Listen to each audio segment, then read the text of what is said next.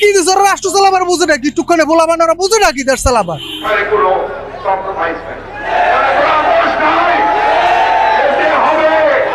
এবার সমন্বয়কদের নিষিদ্ধের দাবিতে আন্দোলনে নেমেছে বিএনপির মহাসচিব মির্জা ফখরুল ইসলাম।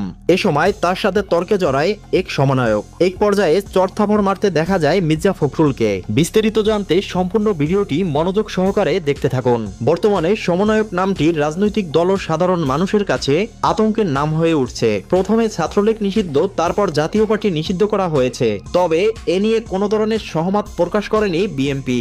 এবার সমন্বয়ক নিষিদ্ধে রাজপথে নেমেছে মির্জা ফখরুল ইসলাম। তিনি বলেন, সমন্বয়করা আলাদা রাজনৈতিক দল গঠন করার পরিকল্পনা করছে এবং তারা সফল হচ্ছে।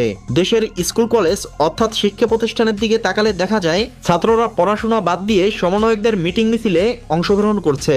এরকম চলতে থাকলে দেশে অরাজকতা সৃষ্টি হবে এবং এই সমাবেশ থেকে নতুন স্বপ্ন দেখবে মানুষ।